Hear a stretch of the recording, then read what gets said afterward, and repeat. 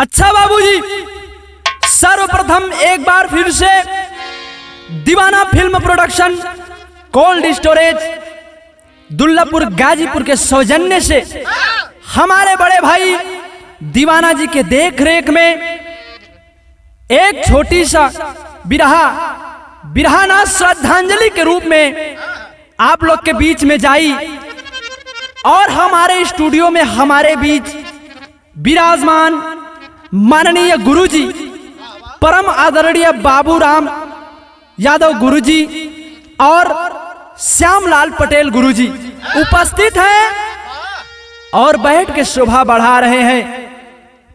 आप लोग के बीच में एक श्रद्धांजलि, कैसी श्रद्धांजलि देखें, हमारे परम आदरणीय हमारे पिताजी पूजनीय भूतपूर्व सैनिक सिपाही सुरेंद्र सिंह यादव जी के परम मित्र, जिनको बताया गया चंदौली जिला के धानापुर क्षेत्र के निवासी भूतपूर्व सैनिक, जिनका नाम लक्ष्मण प्रसाद मौर्य बताया गया, हमारे पिताजी के परम मित्र हैं और हमारे चाचा जी लक्ष्मण प्रसाद मौर्य जी के उनके माध्यम से उनके ही परिवार में उनके ही मौसी के लड़के, जिनका नाम कुलदीप मौर्य बताया गया, बाबूजी आज सरहद पर शहीद हो गए। अभी नई नई घटना, ताजी ताजी घटना आप लोग के बीच में पेश है। हमारे चाचा जी बोले बड़ा ही गम का भाव है, एक श्रद्धांजलि हमारे भी परिवार के बारे में गा दो। तो एक श्रद्धांजलि के रूप में 4 लाइन भूमिका में कहना है। क्या कहना है?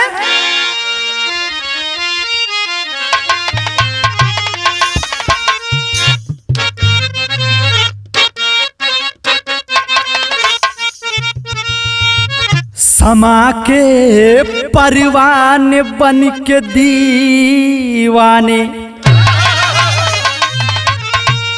वतन के हिफाजत में सब कुछ लुटाते,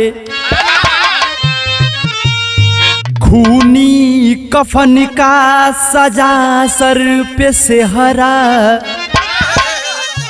देते, शहादत कदम ना हटाते, गवाही में हिमगिरी अमर गीत गाकर शहीदों को श्रद्धा सुमन को चढ़ाते। कभी बाबूराम श्यामलाल चरण चूम करके गमगीन होकर कलम को उठाते।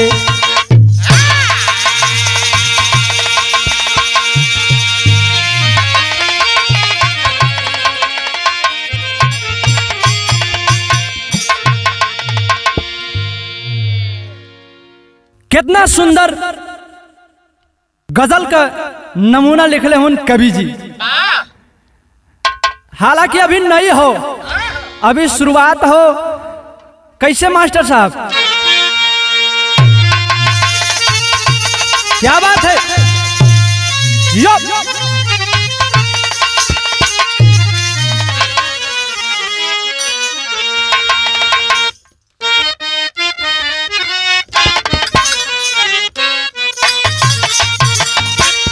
कैसे कोनो आशिक का दर्द हो, कौन दर्द हो कि लूट गए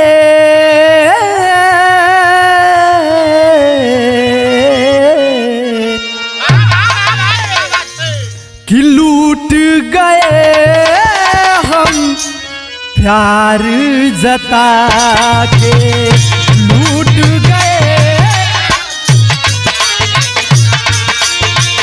क्या बात है जिया, प्यार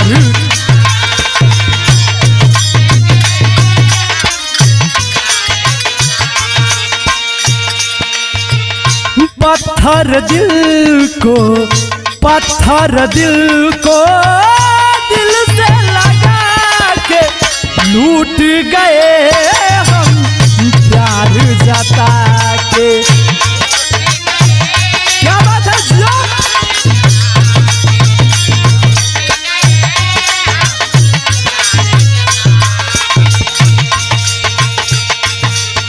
लेकिन हमारे उस सरहद के शेर, सच्चे सिपाही, सच्चे देशभक्त, उन वीरों के लिए लिखा गया है। कैसे? शेर सवार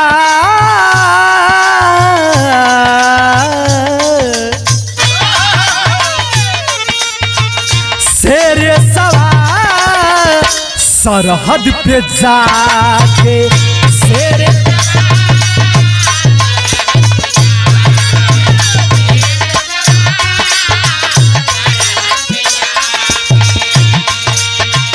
बलिदान होते नारा लगा के शेर सवार सरहद पे जाके। क्या बात है जी?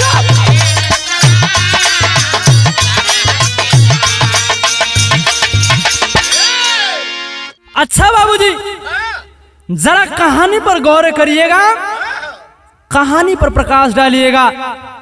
कहानी की शुरुआत होत बा कैसे?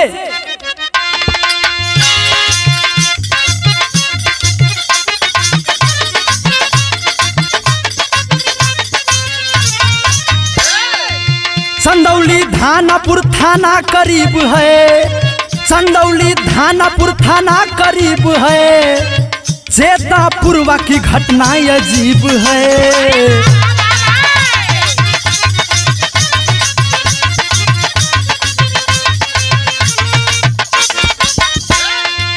वही के लालता मौर्य, वही के लालता मौर्य छोटे से किसान रहे, वही के लालता मौर्य छोटे से किसान रहे, पत्नी दुलारी संग गरीबी में परेशान रहे।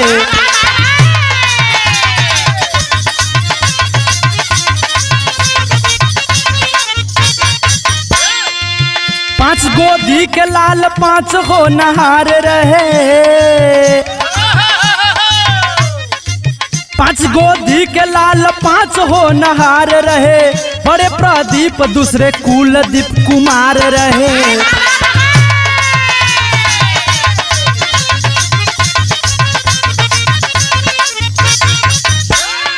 और देखें दिलीप अनिल, दिलीप अनिल, दिलीप अनिल अरविंद छोटे भाई है, दिलीप अरविंद, दिलीप अनिल अरविंद छोटे भाई है, सभी है शिक्षित सबकी हो गई सगाई है।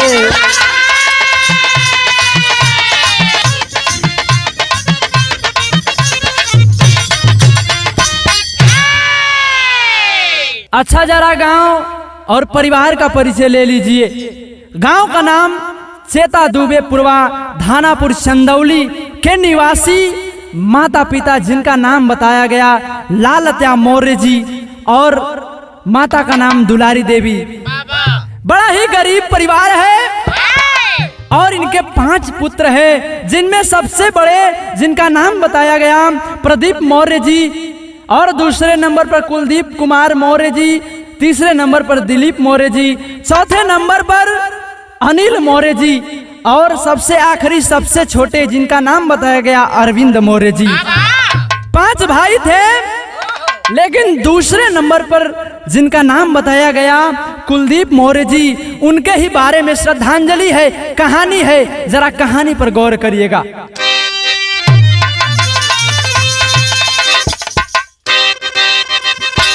क्या बात है, जिया बहादुर जिया।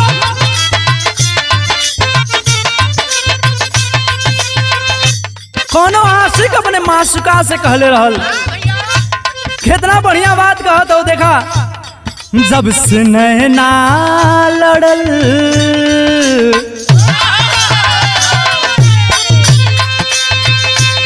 जब से नैना लड़ल बात आगे बढ़ल, जब से नैना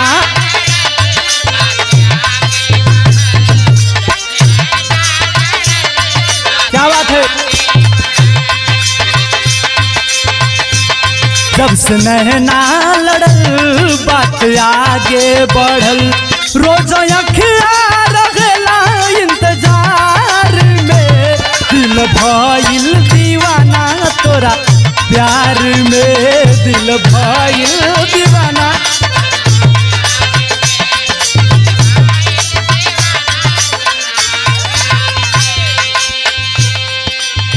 लेकिन कुलदीप मौर्य जब हाई स्कूल पास कैलन तो देह में जुनून छा गयल कि अब हम फौज में भर्ती हो खब, अपने भारत माता का जो नाम बा बहुत ऊंचा करब।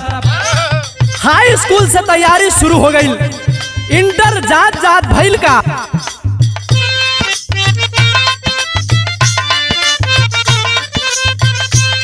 जाके इंटर करे, जाके इंटर करे ध्यान मन में धरे, जाके इंटर करे,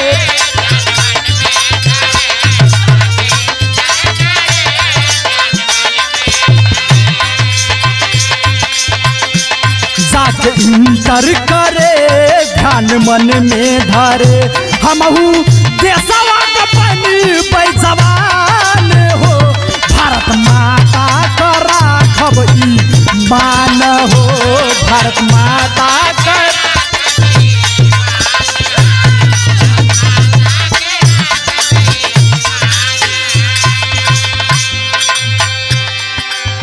बताया गया कुलदीप मौर्य का जन्म सन 1976 में हुआ था, लेकिन जब हाई स्कूल इंटर पास करता है देह में जुनून छा गई, माई बाबू से लगला कह कि हम फौज में जाई, फौज में भर्ती हो खब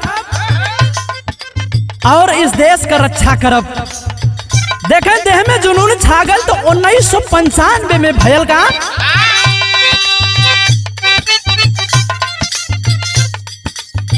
1995 के आइल समैया, आर्ट रेजिमेंट कऊ बनले सिपहिया,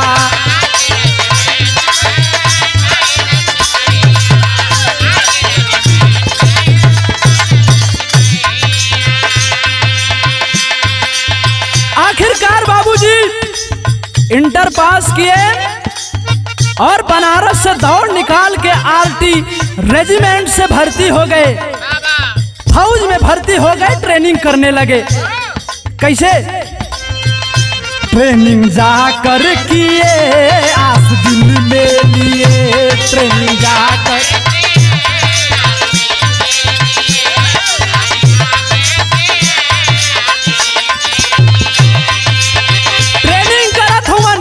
ट्रेन जाकर किए आस दिल में लिए, बाटे झंडा तिरंगा महान हो, भारत माता का राखब मान हो, भारत माता का।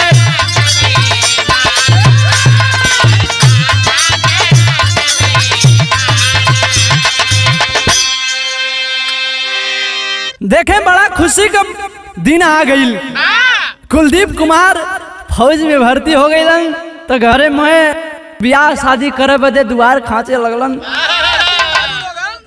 तिलकहरू आवे लगलन, सबसे बेसी मम्मा जोन बा दुआर खांचे लगलन कि अब लड़का जवान हो गल, फौज में भर्ती हो गल, अपने पैर पर खड़ा हो गल, ब्याह शादी कैदा। देखें ब्याह शादी के बाद जब चले लगल, ट्रेनिंग पूरा कैलन, कुलदीप कुमार जब ट्रेनिंग पूरा कैलन हो ओकरे बाद छुट्टी आयल हुन घरे, और देखें अब पोस्टिंग मिले वाली रहल, ट्रेनिंग तक कंप्लीट हो गई लल, तो देखें यहाँ घर से आके छुट्टी बिता के शादी ब्याह कई के चलल हुन पोस्टिंग पर, पहली ड्यूटी पहली ज्वाइनिंग पर चलल हुआ। यहाँ धुन बा बड़ी बढ़िया धुन हो,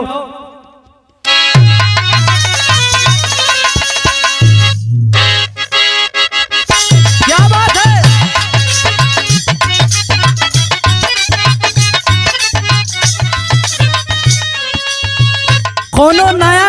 जोड़ा। अरे आदमी और मेहरारू, मर्द और मेहरारू नई नई शादी भइल रहल, और वही आधी रात में औरतिया जौन बा भैया ब्रजेश भैया उठ के बैठ गई, ऐसन चिल्ला के उठल, आदमिया उठ के कहता भात करे कतल करी। हाँ, आधी रात हमके डरवाई भी का भले, तो कहते सुनी न सुनी हमारे ठे बात सुने, कहते ऐसे मत मिस नहीं तो ईमान गड़बड़ा जाई। कहते पहले सुनी सुनिए बलम जी तनी ढेबार जलाई जी,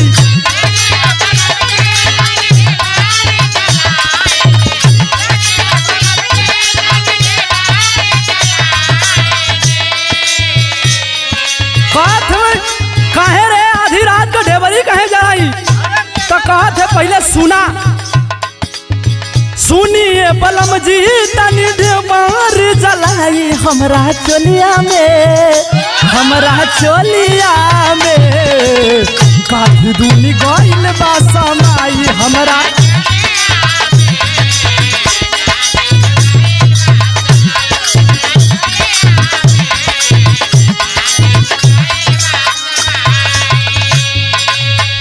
लेकिन यहाँ कुलदीप मौर्य कैलन का घरे से पूरा तैयारी करके ठाट बाट में पूरा एकदम जोश के साथ चलल हुवन। कैसे चलल हुवन, वर्दी पहन के चल देश के सिपाही,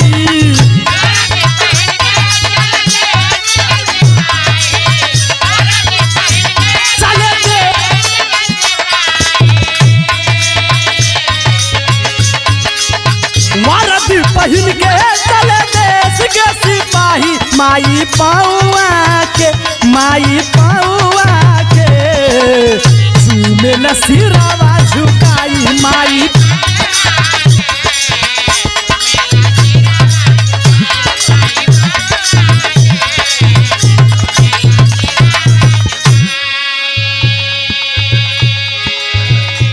जब सूट बूट चढ़ा के चलल हुवन ड्यूटी पर, तब माई बाबू का आशीर्वाद लेके पांव छू के चलल हुवन। तब माई कहथिन कि बेटा पूरे लगन से, पूरे श्रद्धा लगन से अपने देश का नाम रोशन करिया। देखें माई समझावत थी, कैसे समझावत थी,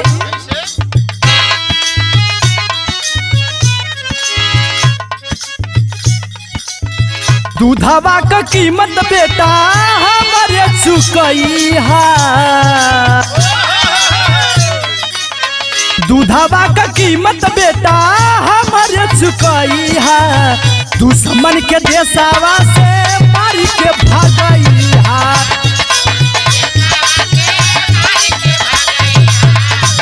जियो बहादुर जियो, माई का आशीर्वाद लेके चलल हुवन, लेके आशीर्वाद जाना ड्यूटी पर जाई।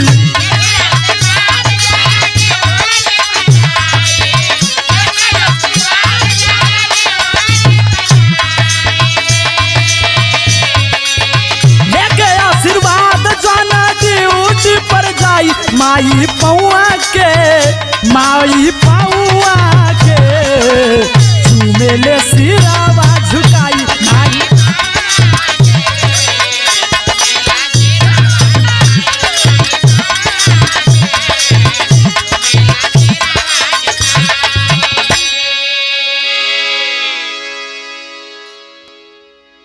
कुलदीप मौर्य जी जब अपनी ट्रेनिंग पूरी कर करके घर में आते हैं, गांव में आते हैं, तो जब शादी पड़ी है तो देखें जब शादी हो जाती है तो उस समय तर्ज लगल मास्टर साहब, कौन तर्ज हो,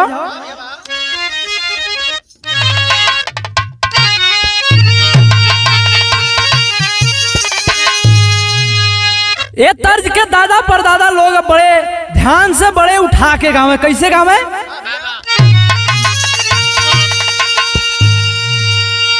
कि झुलनी पौड़ानी, ये बाबू झूलनी पौड़ानी, जहाजिया लगादा हमार पाए जेबरा जहीरा जड़ाता हमार पाए।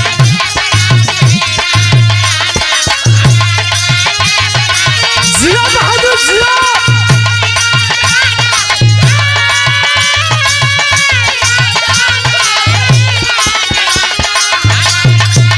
क्या बात है, बाबा बाबा बाबा।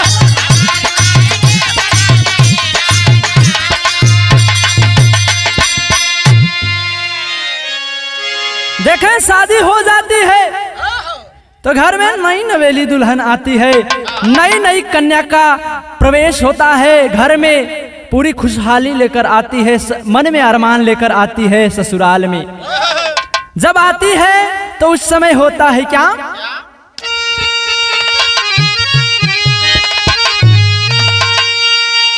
धीरे धीरे बीतल,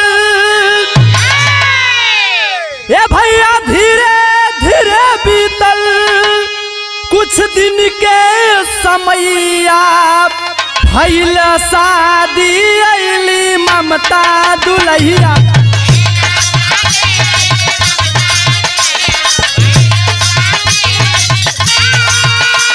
क्या बात है, जियो बहादुर जियो।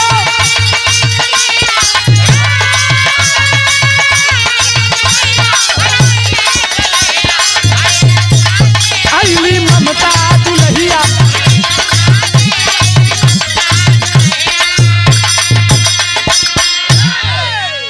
रैया रामगढ़ किनाराम बाबा के धाम जहां बताया जाता है, वहां पर कुलदीप मौर्य जी की शादी होती है। और ममता नई नवेली दुल्हन जब घर में प्रवेश करती है तो धीरे धीरे धीरे धीरे समय बीत रहा है। भगवान की ऐसी मर्जी, एक सुंदर से लाल को जन्म देती हैं और कुछ दिन बाद एक और सुंदर से लाल को जन्म देती है, यानी 2 लाल को जन्म देती है। तो यहाँ कहना पड़ा,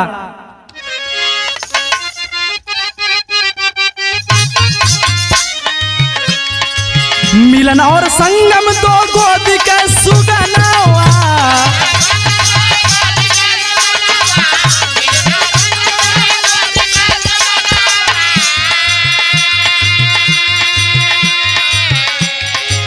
कर ले पढ़ाई सजाई के सपनावा,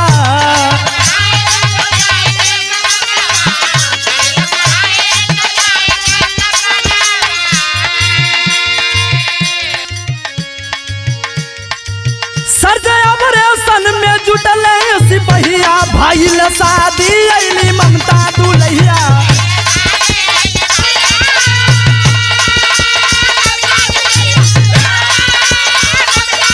क्या बात है जियो।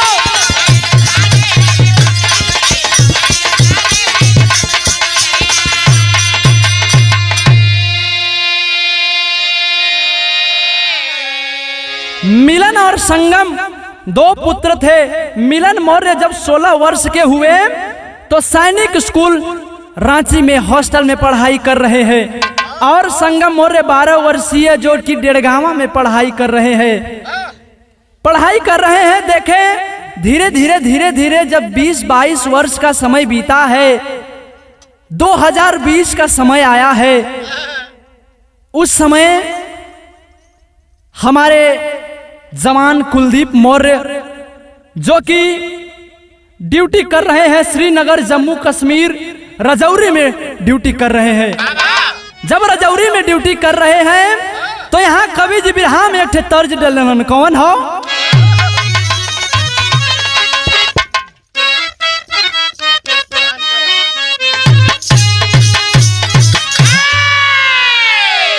तर्ज हुआ हो कि माई हो लाला नवा देईदा,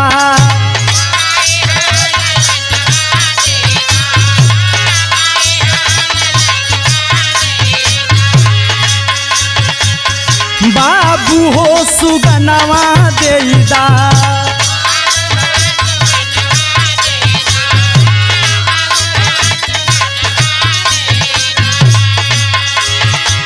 देशवा के खातिर अपने, देशवा के खातिर अपने पहली हो बिरनवा देदा माँ।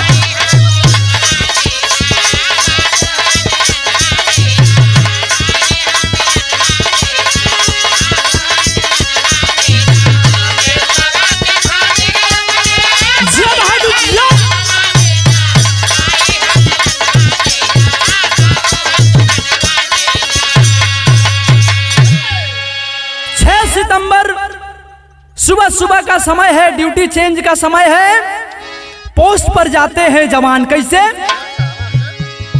कि मोर वंशी जवानवा चलले,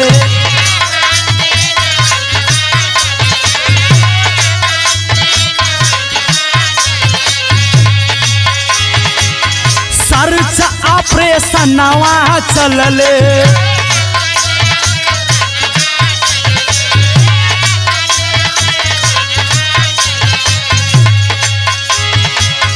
दुश्मन के भगावे बादे, दुश्मन के भगावे बादे देश के जवानवा चलले।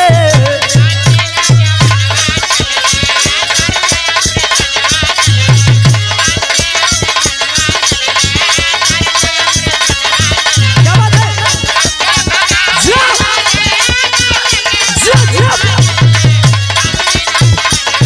क्या बात है?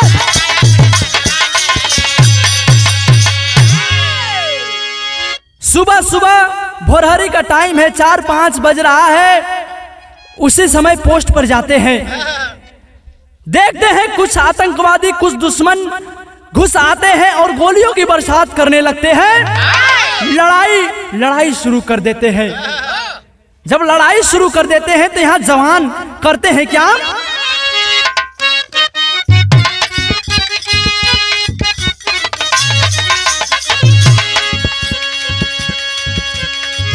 रह जौर सेक्टर बीचे पापी दुश्मनवा आइले,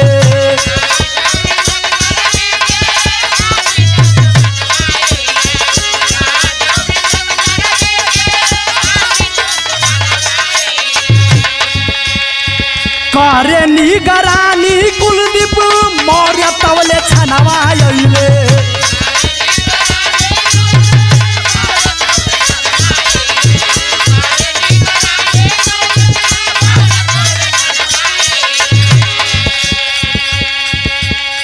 दुश्मन से लोहा लेवे सादिया रमनवा आइले,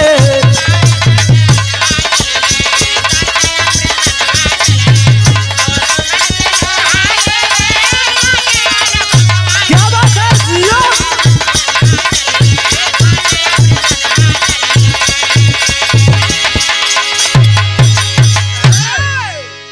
जब आतंकवादी, कुछ आतंकवादी पोस्ट पर हमला कर देते हैं, हमारे जवान लड़ पड़ते हैं और इसी लड़ाई में कुलदीप मौर्य को कुछ दुश्मनों ने गोलियों से भून दिया, सीने को छल्ली कर दिया और वहीं पर धाराशाही कर दिया। जब कुलदीप मौर्य की जब मौत हो जाती है तो पार्थिव शरीर, मौत होने के बाद घर परिवार में लोग फोन करते हैं। जब परिवार में फोन करते हैं तो देखें, जब माता जी के खबर लगल कि हमार बेटवा शहीद हो गईलन, दुश्मन से लोहा लेत लेत शहीद हो गईलन, और जब शहीद हो गए तो उनके कमांडर परिवार में कॉल करते हैं, फोन करते हैं और घटने के वारदात, जितनी भी घटना स्थल पर जैसे मौत हो जाती है, सारी खबर देते हैं कि हमारा बच्चा, हमारा शेर, हमारा सिपाही इस वतन के काम आ गया और शहीद हो गया। आय हाय हाय, जब परिवार में खबर मिलल हो तो परिवार का लोग, माई कहीं और रोवत हई, भाई कहीं और रोवत होवन, पूरा परिवार गमगीन हो गया, पूरा गांव गमगीन हो गया, पूरे गांव के लोग जुट जाते हैं और इस गमगीन माहौल में शामिल हो जाते हैं। बड़ा दर्दनाक भाव हो।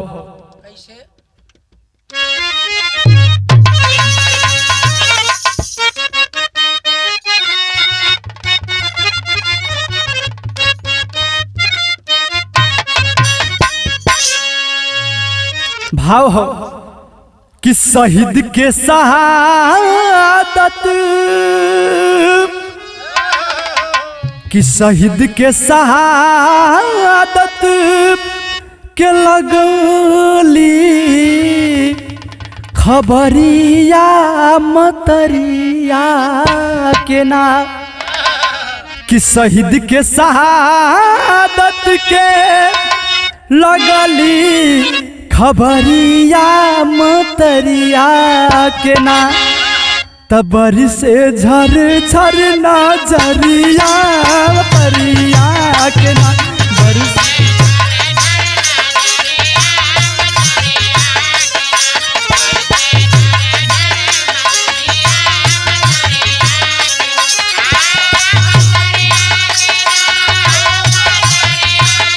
ओहो बरी से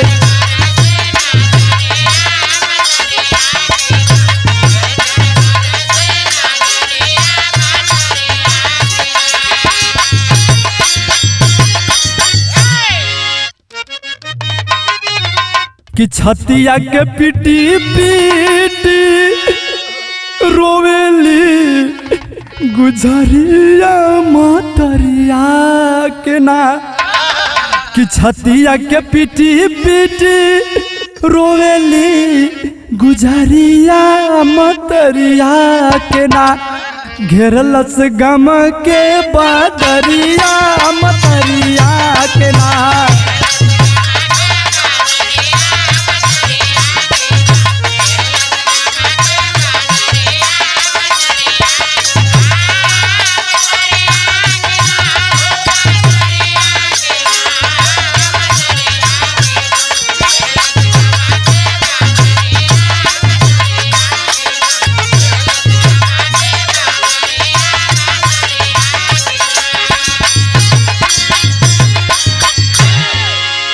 माई रोवत हईन, भाई रोवत हवन, लेकिन देखें जौन पत्नी रहलिन वो रोवत थी और रो रो के कहत थी, का कहत थी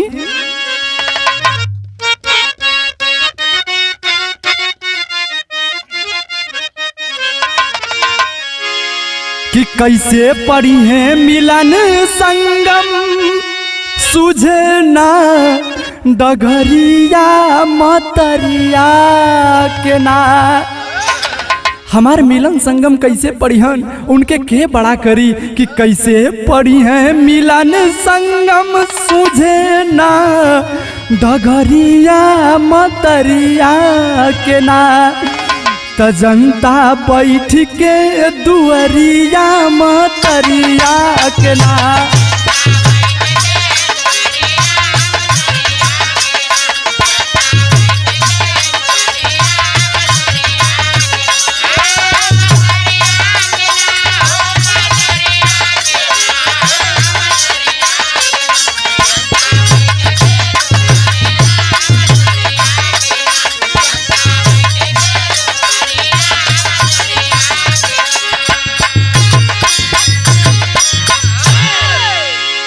गांव जवार के लोग कहत हुवन कि एक तो बहुत बड़ा बहुत गरीब परिवार रहल, कैसे कैसे गरीबी से उभरल रहल हो, तब तक भगवान गम का बदरी छा दिल, बेटवा का मौत हो गईल। यहाँ पर सब लोग सोचत हुवन, वो परिवार के बारे में सोचत हुवन, का सोचत हुवन, बिरहा के शैली में भाव लगल।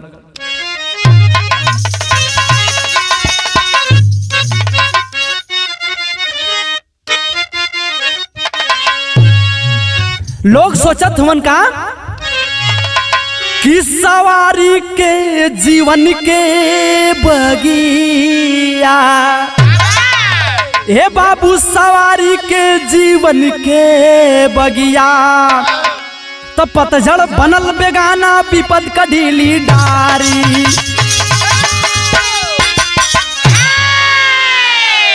पतझड़ बनल बेगाना विपद का ढीली डारी, सवारी के जीवन के बगिया।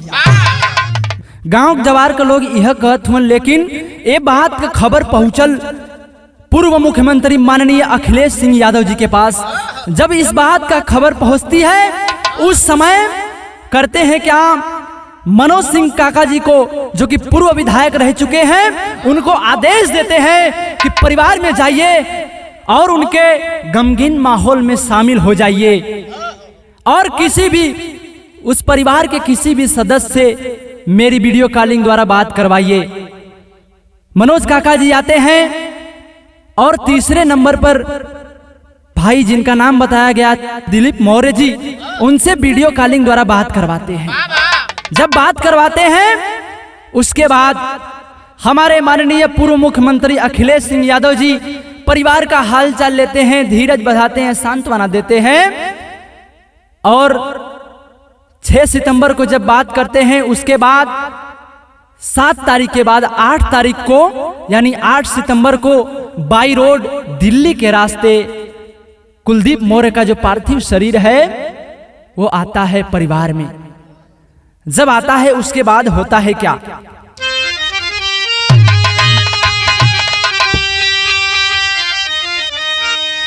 कि ओढ़ तिरंगा आयल लंस दुआरे चांद सितारे हो, कि ओढ़ तिरंगा आयल लंस दुआरे चांद सितारे हो, अवनी अंबर आरती आए उतारे चांद सितारे हो।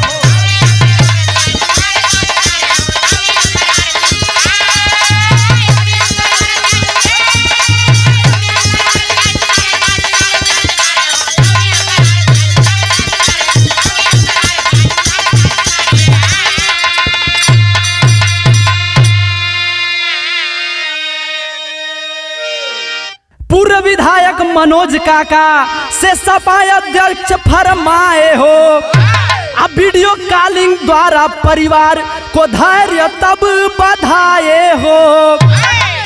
तीसरा भाई दिलीप मौर्य जिससे भी बात विचारे चांद सितारे हो, लिखल बिरहा लक्ष्मण मौर्य सहारे चांद सितारे हो।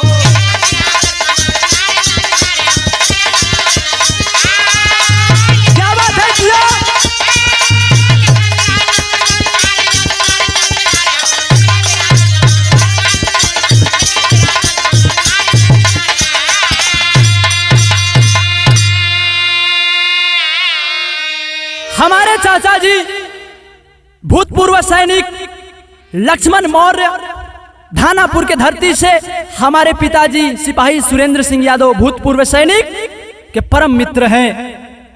बड़ा ही सहयोग करते हैं, अपने क्षेत्र में बुला करके कार्यक्रम करवाते हैं और बहुत ही सम्मान के साथ हमको विदा करते हैं। लेकिन देखें, जब पार्थिव शरीर परिवार में आ गया और उसके अंतिम संस्कार की जब तैयारी चलने लगी तो देखें यहां आल्हा में भाव लगल कैसे,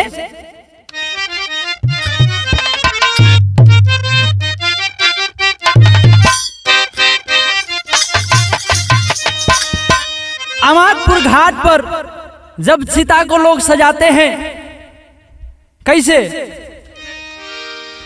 अमादपुर घाट ऊपरा, अमादपुर घाट ऊपरा सज गईल चितवा भैया,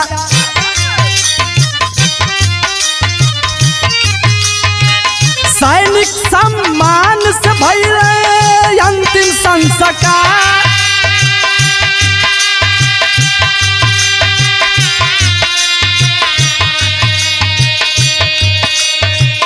जब तक चांद सूरज रही गुजत बाटे नरवा भैया,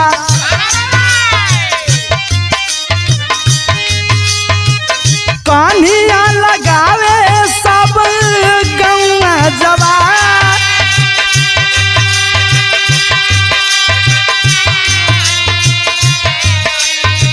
शासन प्रशासन सब मोहकावा पयल भैया,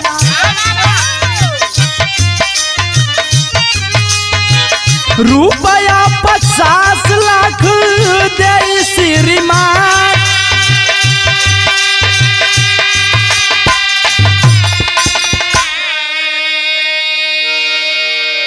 देखें बाबूजी, सैनिक सम्मान, जैसे सैनिकों को सम्मान मिलता है वैसे ही चिता को सजाया गया पूरे गांव जवार के लोग बारी बारी कंधा दिए और अमादपुर घाट पर अंतिम संस्कार कर दिया गया। और सरकार द्वारा परिवार में पुनः 50 लाख मुआवजा देने का काम किया गया। जब 50 लाख मुआवजा देने का काम किया गया तो यहां बिरहा के आखिरी लाइन में भाव मिलता है क्या?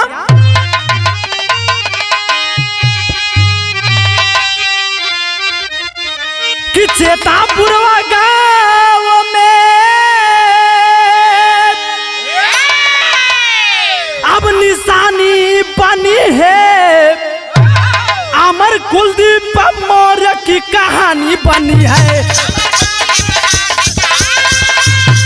जिया बहादुर जिया।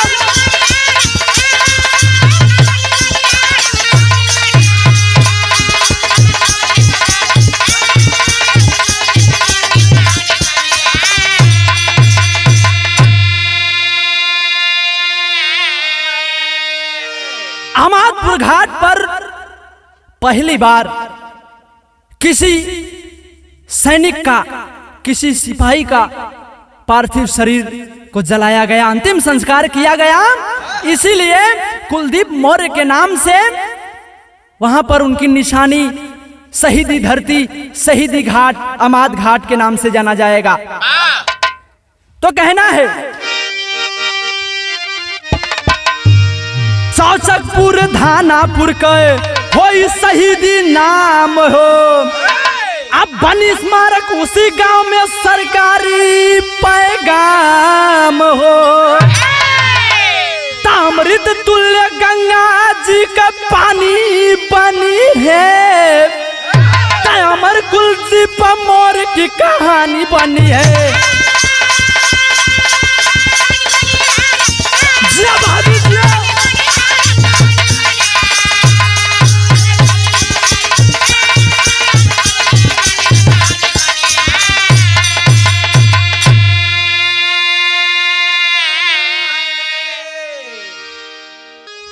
अमृत तुल्य गंगा जी का पानी बनी है, अमर कुलदीप मौर्य के कहानी बनी है। जिया बहादुर जिया।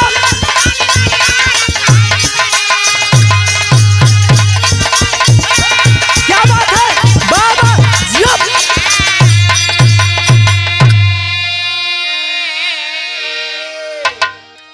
इसी के साथ बिरहा समाप्त। आखिरी लाइन बा, गुरु बिहारी लगन जीव देव की राम के शिवधारी,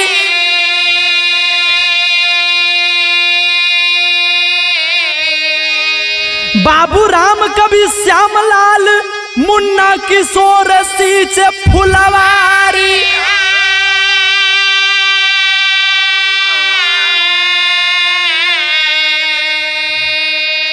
सवारी के जीवन के बगिया गावे मोनू यादव राखे लाज मतारी, सवारी के जीवन के बगिया।